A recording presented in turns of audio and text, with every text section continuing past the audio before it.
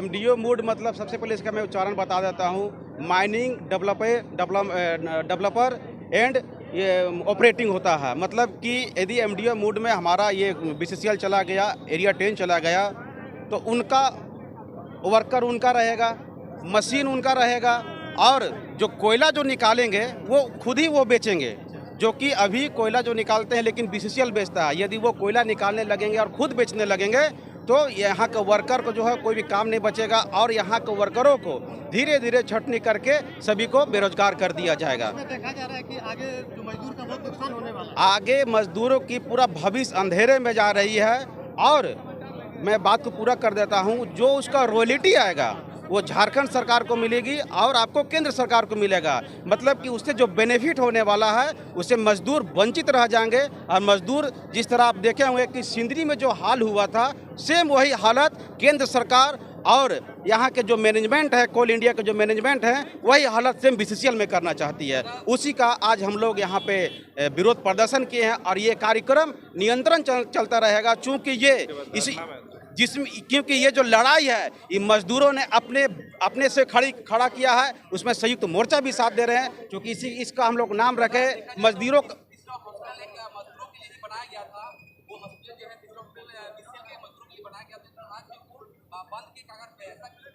देखिए, उसको पूरा बीसीसीएल को बंद करना है तो आपको वो यहाँ चाहे चिकित्सा हो चाहे वो प्रोडक्शन हो, वो आपको क्यों बेनिफिट देना चाहता है? वो धीरे धीरे यहाँ पर विधि व्यवस्था जो है वो खत्म करके वो पूरा कंपनी को बंद करके निजी हाथों में देना चाहता है।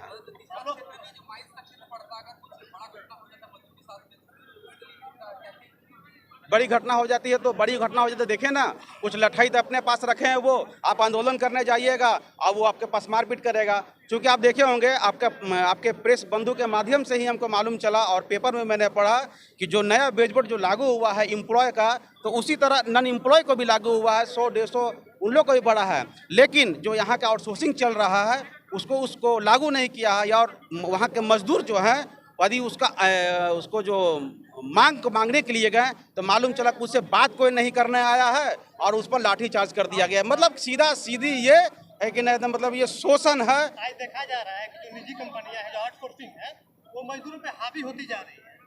उनका कुछ न कुछ कार्रवाई करते रहते हैं। ऑफिसर का मिली भगत है भाई, ऑफिसर का मिली भगत है, कमीशन जाता है। इससे कोई पीड़ित है तो यहाँ के वर्कर हैं। लोग मर भी जा रहे हैं तो ध्यान नहीं दिया जा रहा है। इधर देखने की चीज है ना।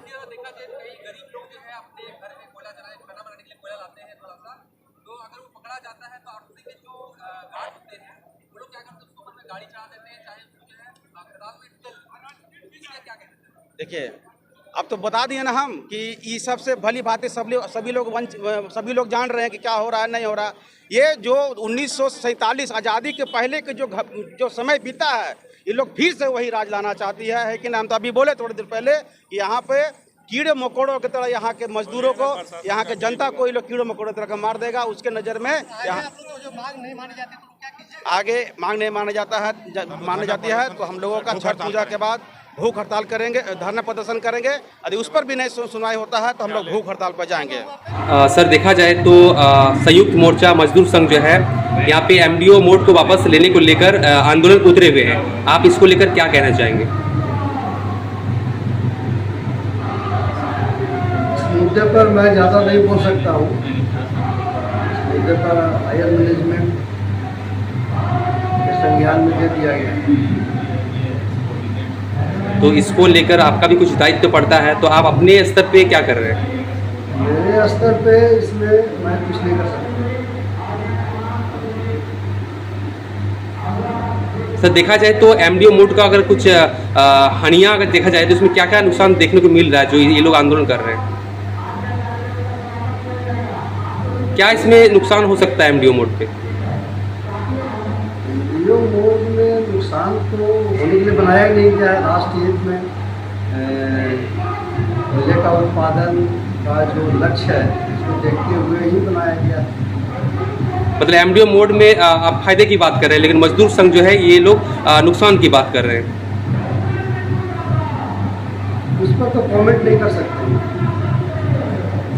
ये थोड़ा नारा लगा के संयुक्त मोर्चा का जो आपका रैली देख रहे हैं, ये हम लोग प्रबंधक को चेताने आए हैं कि आप जो मनमानी काम कर रहे हैं, मजदूर का जो अहित कर रहे हैं, ये आपको चलने नहीं देगा। ये संयुक्त मोर्चा हम लोग निर्णय ले लिए हैं कि अगर आप अच्छा से वार्ता करिएगा तो ठीक है, और नहीं आप जो गलत निर्णय ले रहे हैं इसका हम लोग जोरदार ढंग से आवाज़ उठाएंगे। एमडीओ मोड क्या है सर? एमडीओ मूड ये है, ये जो है आउटसोर्सिंग का मूड है, ये एक तरह का निजीकरण का मूड है। और ये निजीकरण का मूड या कोई भी एमडीओ हो, इसको आपको संयुक्त मोर्चा का जितने भी हमारे प्रतिनिधिगण हैं, चाहे रियासत स्तर का है चाहे ब्रांच का है, इनको जो है परियोजना पदाधिकारी को सबको बैठा के माने करके बात करना चाहिए। लेकिन इन्होंने सबको अनदेखी करके, और ये जो माफिया है आउटसोर्सिंग का, एलबी सिंह, इनके साथ मिल के ये काम किए और हम लोग चलने नहीं देंगे। इसके लिए संयुक्त मोर्चा का एक टीम बनेगा और वो टीम हम लोग सारा चीज़ सीएमडी साहब से बोलेंगे। क्या है कि इनका बस का चीज़ नहीं है, ये एजेंट का बस का चीज़ नहीं है, ना जीएम साहब से कहेंगे। इसके लिए हम लोग सीएमडी साहब से मिलेंगे और सीएमडी साहब से आग्रह करेंगे, और अगर सीएमडी साहब नहीं सुनेंगे तो इसके लिए हम लोग का जो लोकप्रिय मुख्यमंत्री हैं माननीय हेमंत सोरेन जी, उनके साथ एक प्रतिनिधिमंडल मिलेगा। ठीक है। ये लोग जानबूझ करके आउटसोर्सिंग को देने के लिए गलत रिपोर्ट पेश किया है। परियोजना घाटे में है, कहीं घाटे उठे में नहीं है। मजदूर कल भी का अपने श्रम शक्ति में आगे था, आज भी है।